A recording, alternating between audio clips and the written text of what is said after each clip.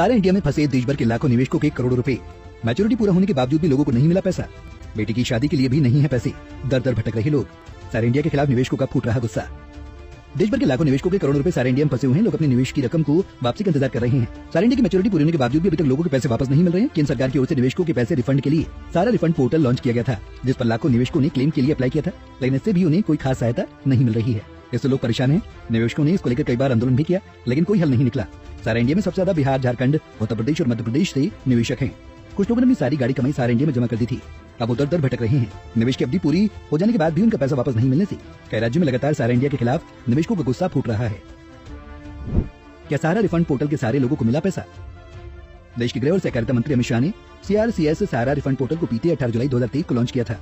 इस पोर्टल के जरिए सारा में जिन निवेशकों का पैसा फंसा हुआ था, उन्हें उनकी गाड़ी कमाई वापस मिलने की उम्मीद जगी थी, लेकिन निवेशकों ने जैसे ही सारा रिफंड पोर्टल पर जाने के लिए वेबसाइट पर क्लिक किया तो उन्हें निराशा हाथ लगी।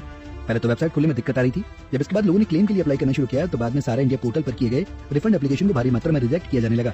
वहीं कुछ लोगों का कहना है कि क्लेम करने के 45 दिन के बाद भी लोगों को पैसा नहीं मिल रहा है। क्या है रिफंड एप्लीकेशन रिजेक्ट होने के कारण?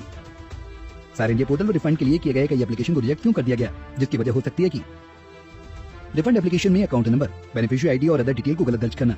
रिफंड हेतु सीमा दी गई है कि पहले चरण में इतना निवेश करने वाले को ही रिफंड किया जाएगा, उससे अधिक राशि को दर्ज करना।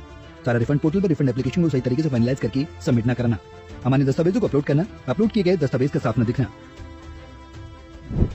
क्या है पूरा मामला? दरअसल सारा का विवाद साल 2009 का है, जब सारा की दो कंपनियां सारा हाउसिंग कॉर्पोरेशन लिमिटेड और सारा इंडिया रियल एस्टेट कॉर्पोरेशन ने अपना IPO लाने की पेशकश की। IPO के आते ही सारा की गड़बड़ियों की पोल खुलने की शुरुआत हो गई। सेबी के सामने ये बात आ गई कि सारा ने गलत तरीके से 24,000 करोड़ की रकम जुटाई थी। इसके बाद जांच शुरू हुई और सेबी अनियमितता पाई गई। इसके बाद सेबी ने सारा से निवेशकों का पैसा ब्याज समेत लौटाने को कहा, लेकिन ऐसा नहीं हुआ और फिर मामला उलझता चला गया। किस समूह में कितना पैसा फंसा है?